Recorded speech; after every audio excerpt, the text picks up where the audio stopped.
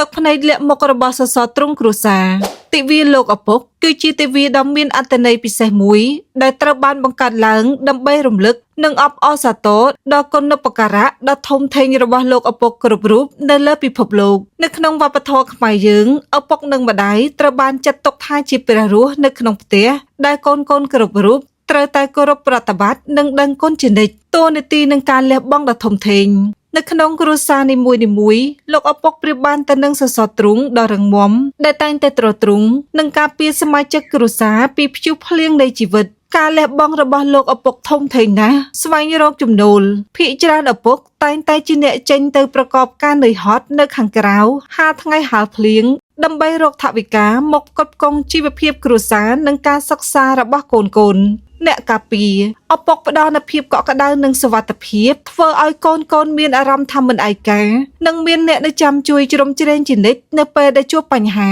គ្រូបង្រៀនទី2ក្រៅពីម្ដាយឪពុកជាអ្នកផ្ដល់ដំបូន្មានបង្ហាត់បង្រៀនកូនឲ្យស្គាល់ខុសត្រូវនិងបណ្ដុះបណ្ដាលស្មារតីតស៊ូរឹងមាំនិងក្លាហាននៅក្នុងសង្គមសេចក្តីស្រឡាញ់ដែលលាក់មុខខុសពីម្ដាយដែលតែងតែបង្ហាញក្តីស្រឡាញ់តាមរយៈការថ្នាក់ថ្នមឪពុកភាគច្រើនមានអត្តចរិតម៉ឺងម៉ាត់និងមិនសូវចេះប្រើពាក្យផ្អែមល្ហែមនោះទេ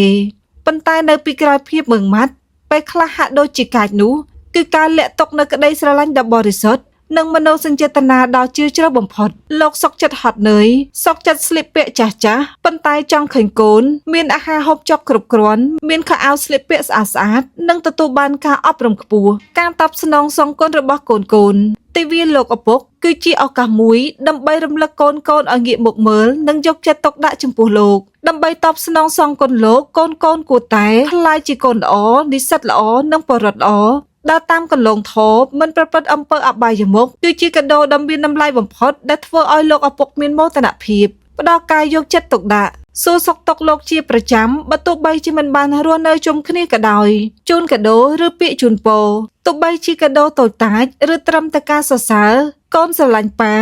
ឬអរគុណលោកពុកក៏អាចធ្វើឲ្យលោកញញឹមនិងបាត់នឿយហត់បានផងដែរថែរក្សាលោកនៅពេលចាស់ជរានេះគឺជាកាតព្វកិច្ចដ៏ធំបំផុតរបស់កូននៅពេលដែលលោកអស់កម្លាំងនិងចាស់ជរាកូនត្រូវតែនៅក្បែរថែទាំផ្ដល់អាហារនិងថ្នាំសង្កូវឲ្យបានដិតៗសរុបមកទិវាលោកឪពុកគឺជាថ្ងៃមួយសម្រាប់ដាស់តឿនស្មារតីយើងឲ្យនឹកដល់លោកប៉ុន្តែជាការបង្ហាញក្តីស្រឡាញ់និងការតបស្នងសងគុណចំពោះលោកឪពុកមិនគួរធ្វើឡើងតែមួយថ្ងៃនោះទេ